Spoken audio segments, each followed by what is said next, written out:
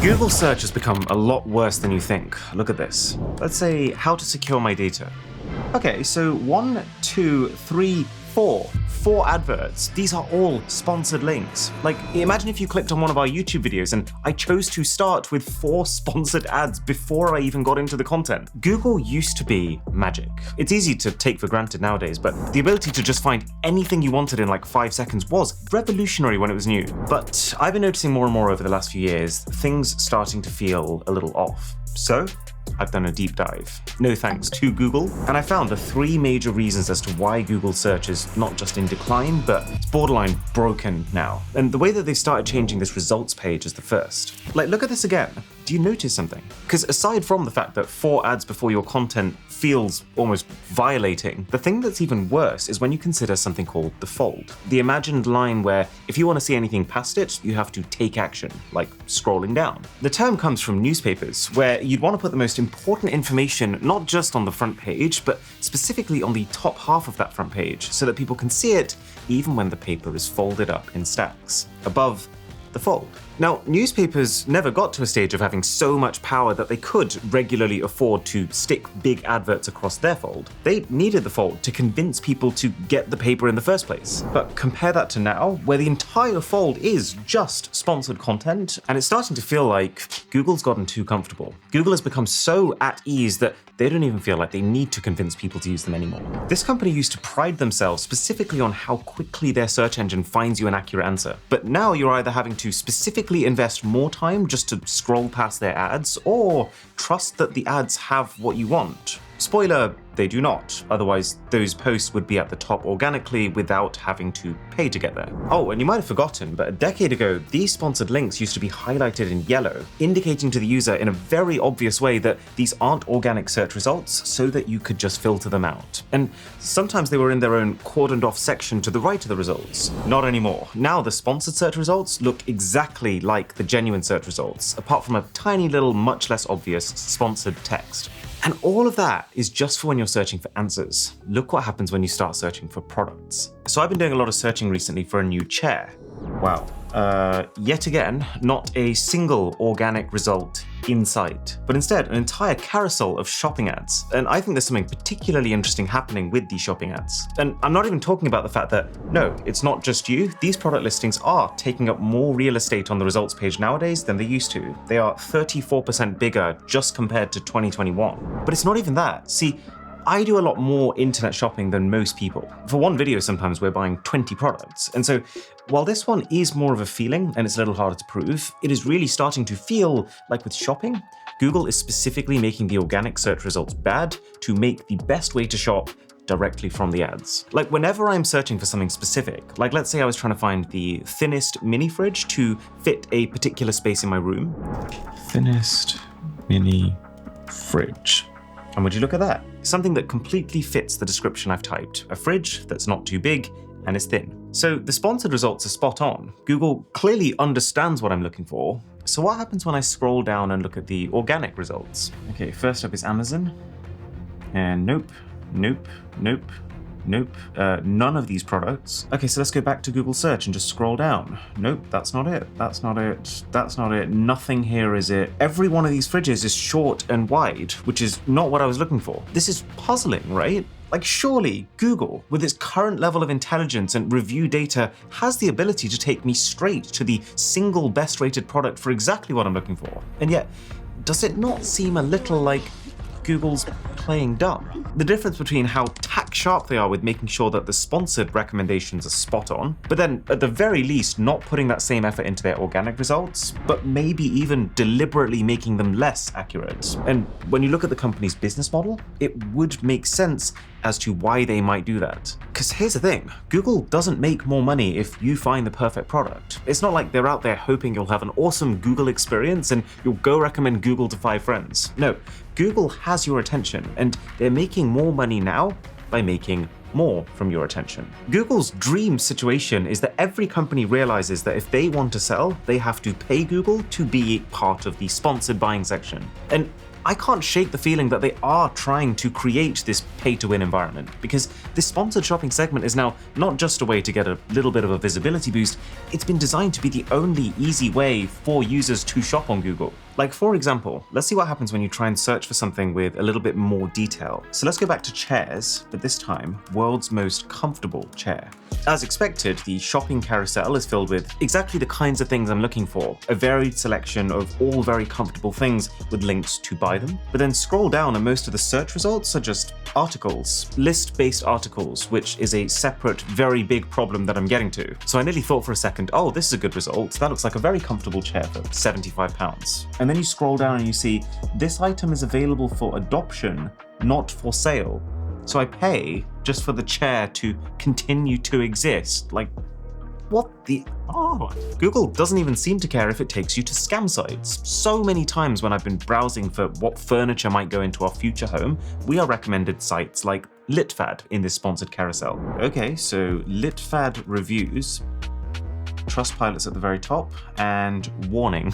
This company's trust score is currently unavailable due to a breach of Trustpilot's guidelines. This company has been pressuring people to change or remove their negative reviews. And even then, it's primarily 1 star. Okay, so LitFad is a scam. Beware of LitFad's customer service. It doesn't take Sherlock Holmes to see that this is a scam company. I don't see any way that Google wouldn't know that there are companies like this that they are actively promoting. And so the only conclusion that I can draw from this is that either Google is completely overwhelmed or Google doesn't care. If someone on Google is watching this, then correct me if I'm wrong. I would love to be corrected. Or at the very least, promise that you're working to fix this. But it sure looks like right now, as long as a company pays, it doesn't actually matter whether they're a scam or not. They go right to the top. I can't tell you how many times I've accidentally ended up on Chatbot app or Better GPT when I've been trying to search for ChatGPT, because they look basically the same and they're just paying to be ranked higher than ChatGPT. These companies, their entire business model is basically people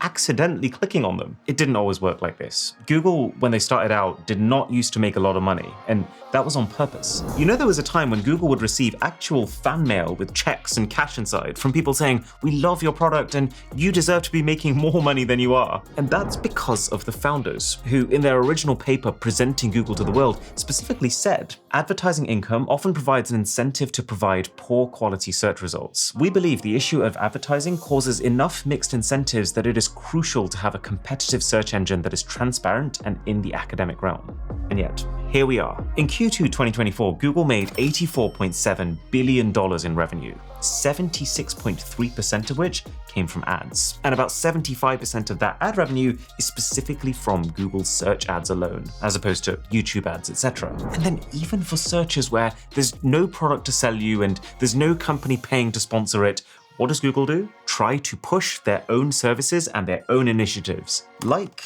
how many people are there on Earth? 7.951 billion. Now, don't get me wrong, if I'm looking for a quick answer to a simple question, I appreciate how Google just goes, here you go. But in 2024, this is not the right answer. It's actually not close to the right answer. We have 8.2 billion people. And if you click into it, you can see that it's showing us the answer provided by Google initiatives, even if the answer is way more outdated than other companies' sources on the internet. But okay, you probably catch my drift by this point. Google's search results page is starting to look an awful lot like an old 2000s web portal, which is ironic because one of the biggest reasons that Google actually beat Yahoo to become the world's de facto e-library was because they specifically didn't try to be one. While Yahoo did because they knew they'd make more money if they kept people on their own pages as much as possible. But it's at this stage into my deep dive that I came to my second realization, that while Google has fallen from grace, changed who they are, and started to put the user's experience second, it's not all Google's fault. A lot of what's been making it so hard to find the right webpage these days is also down to the people making them. If you work online in any capacity really, or you just have really boring friends, you'll have heard of search engine optimization, or SEO. SEO has become a massive industry, with a market size valued at 1.8 billion in 2022, projected to reach 7.1 billion in 2028. The basic idea is about analyzing the way that Google's algorithm ranks pages, and then employing various tricks to make your page look as good as possible to that algorithm so that you get placed higher and therefore clicked more. And as the algorithm has changed, so have the kind of tricks you see being used. Like, for example, you used to be able to boost your visibility just by having lots of reviews associated with your business, even if those reviews are negative, which led to, for instance, a scam in which a man named Vitaly Borka deliberately sent damaged or fake glasses to customers, hoping they would be angered enough to review bomb him, knowing that it would promote his site. But nowadays, you'll see these problems instead. Sites including buzzwords to capture as many possible search queries as you can think of. That's why so many AliExpress listings have incomprehensible names that are just a string of largely unrelated words. And it's why articles like recipes, which should be so simple, have to start off with paragraphs of preamble about how grandma always made the best cozy warm winter autumn cookies 2024. Yeah, man. Relatable. People updating old articles, even if they do none of the new research but literally just change the title to 2024. This happens all the time in tech. So many times I've been browsing the best X products of 2024, and I'll slowly realize as I scroll through the list that not a single one is from 2024. The website is effectively trying to scam me by recommending old products that make no sense today. They'll have erased all mentions of it being written in 2021 or 2022, and as far as Google's rules are concerned, if an article has been edited in 2024, it's now a 2024 article. Companies, especially those with lots of ads on their pages, trying everything they can to rank really highly for searches that are totally unrelated to their brand because they know it'll get them lots of clicks and lots of revenue. Like, why does Forbes have so many articles on supplements? Well, because supplement ads pay a lot of money. But here's the kicker. The only companies who are pumping out this much content and paying to boost their visibility as much as possible are the ones with a monetary incentive to do so. And the way they do that is being flooded with affiliate links. You can see this very much in action because there are papers showing that only a small percentage of review articles actually use affiliate marketing, but the majority of the results that come up on a search do use affiliate marketing. And that means it's got to a stage now where searching for the best of basically anything is pointless. Almost every single article is a top 10 of products, not selected based on their merit, but in fact just whether or not they'll get a kickback when you buy them. How many times have you reached the #1 recommended product in these lists only to find that it's clearly an imported product from China being sold for multiple times what it's worth? I can guarantee that a large slice of these articles are written with the writer not actually having bought and tested all 10 products themselves, but instead having gone onto Amazon, searched for the highest rated products, ideally expensive ones so they can make more from the affiliate links, and spent 1 hour max compiling them into a list before spamming that list with buzzwords to try and capture as many people as possible who will actually trust this research. So why doesn't Google just fix it? Well, determining the quality of a result is actually really complicated. The best that they are able to do right now is to factor in the reaction of the users. From a Google presentation, what's crazy is that we don't actually understand documents. Beyond some basic stuff, we hardly look at documents. We look at people. If a document gets a positive reaction, we figure it is good. If the reaction is negative, it is probably bad. Grossly simplified, this is the source of Google's magic. So basically what this means is if a page is ranking high and it's getting lots of clicks, and those people end up on that page for ages, scrolling through the mire of deliberately vapid text interlaced with ads to find the actual answer they came for, then the algorithm figures, hey, they spent a long time there, that must be good, and the vicious cycle continues. And one thing that I find is a really unfortunate side effect of this constant arms race between Google and then these slimy growth at all costs sites is that every time Google updates their algorithm to counter the new strategies, it's most of the genuinely good, worthwhile sites that don't keep up with the times and just focus on making good content. Those are the ones who get buried, like mom and pop air purifier review site, housefresh.com, who actually do test the products, unlike the top 10 listicle magazines who don't. But now we come to the final frontier, because Google's success has always been to do with AI, but now they are integrating generative large language model AI in ways that are mostly making things even worse. You've probably noticed an increasing number of these AI overviews when you're searching for things coming up, and you've probably also noticed they're not very accurate. They often serve you the kind of flagrantly wrong gobbledygook best described with the expression "good enough," coined by marketing executive and search expert AJ Cohn, whose research was super helpful for this video. But here's the thing. Let's assume that these AI pop-ups work perfectly, 100% of the time, which is obviously the goal that Google's striving towards. How does that help all the sites that have helped to first gather that info? The sites who've done the work, researching and publishing the content that it seems like Google is using to train their AI? Answer? It doesn't. As a matter of fact, it actually seems an awful lot like Google is trying to replace those sites. And on one hand, you could argue that, AI summaries are amazing and they're going to make the search experience even faster. But after doing all of this digging, I am starting to feel a slightly different way. What's to stop Google from deciding to use its AI to eventually replace the need to visit any other website? So you spend your entire browsing session within Google's search page itself, and then the only way to get ahead of the AI, pay for it. That way, the entire time you use Google, you're paying Google in some way or another. Maybe that's not the world that Google wants to build, but it's hard to argue that they're not moving closer towards it. And this actually reminds us of something, an idea coined by Cory Doctorow called enshittification, which I talk about fully in this video here. And it's effectively where online services start off by enticing users with a high-quality product. When the users are locked in, they make it worse for them to better serve their business customers. And then finally, once both sides are locked in, they start shafting all of them to maximize profits for themselves. By which point, oops, we don't have a desirable product anymore. And I think it's fair to say Google is taking some big swings into that final stage here. And it's going to sting their business customers even more than usual, considering that the very mechanism that they're using to make things harder for them, this AI that they're now having to compete against, only works by stealing their content anyway.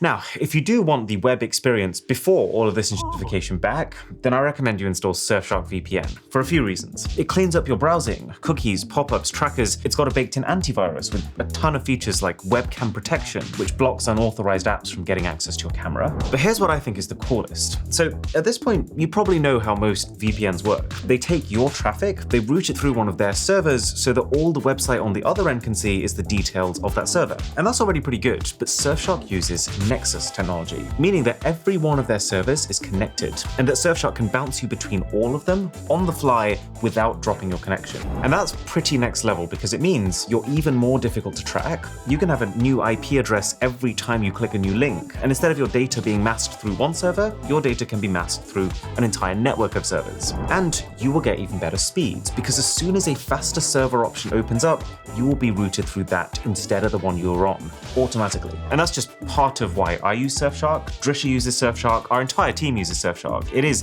the only VPN that I recommend to people. And if you go to surfshark.com/boss, it's also more affordable than ever, at just over $2 a month for an unlimited number of users with 4 extra months for free.